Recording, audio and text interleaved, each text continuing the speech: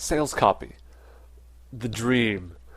Somebody comes to your website, reads your copy, and bam, instant customer, giving you thousands of dollars. In episode 2, we talked about what is selling. Basically, selling is the positioning of your product or service in a way that meets the motivations of the buyer. It's that intersect between where what you offer and what the buyer is looking for overlaps. Sales copy is an extension of that. Of course, with sales copy, you don't have the advantages of a direct face-to-face conversation where the buyer can ask questions and you can have some back and forth dialogue to get clear on what it is the buyer is looking for and what you offer. With sales copy, that all needs to be set up beforehand. The main feature of sales copy is the call to action. The call to action is critical because both you and the buyer are getting something out of it. The buyer has come to your sales copy for some reason. They were interested in an ad or an article, and so they're at least partially interested. And the buyer's trying to figure out by reading your sales copy whether this is a good use of their time to continue or not. The call to action from your point of view is to get the buyer to move along the process, the sales process. Now, it's important to realize that the call to action may not be to make a complete sale. If you have a simple product or service, say for selling for a few dollars online, then sure, you can go ahead and the call to action may be to purchase right away. Because after all, no buyer, well, the buyers that you want will not want to waste time asking any Q&A about your product if it's just for a few dollars. They'll just say, okay, I'll just buy it and try it out and see what it is. However, if you're a consultant that's offering services for tens of thousands of dollars, that's very different. Virtually no one is going to just read a website about your services and then sign up and say, okay, I will take what you're selling.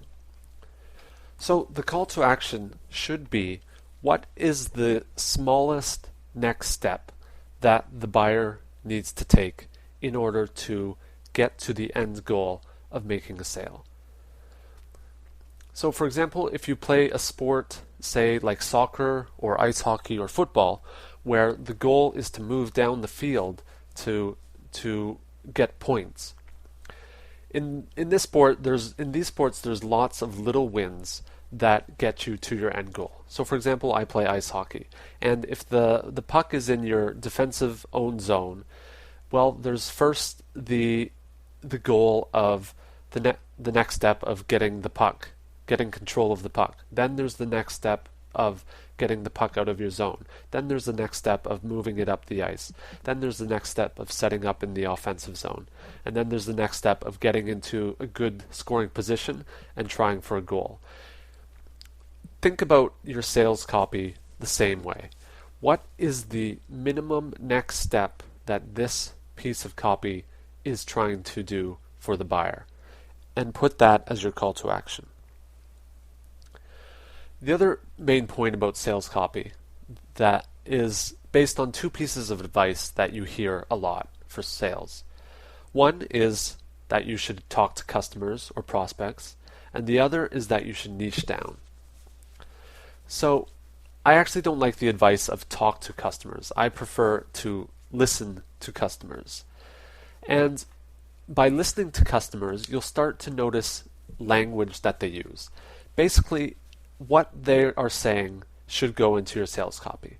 Anytime somebody raises a question or objection, that goes into your copy. Anytime they use different language that you haven't heard before, that should go into your copy somewhere. Basically, you want your sales copy to reach the broadest audience possible, that people can feel that they relate to it.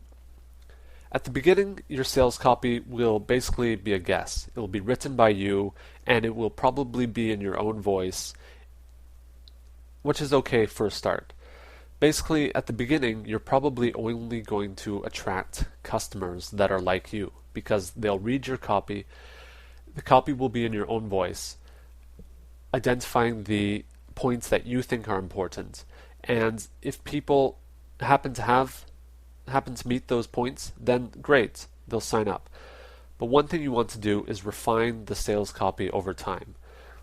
By listening to the customers, they are giving you hints and tips for what can go into your sales copy. One of the reasons that long copy tends to work so well is because everything is in there.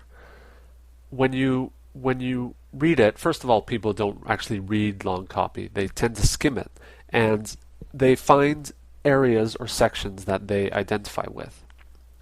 And this is basically what you want from your sales copy. You want people to read it, feel that they relate to what you're saying, and then have a clear call to action where they can take the next step.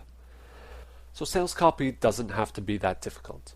Basically what you're doing is you're taking all the conversations that you've had with customers and trying to generalize it so that any new prospects that come to your website will identify with it, see themselves in the situation that you've presented, and then say yes, they want to take the next step and move on in the sales process.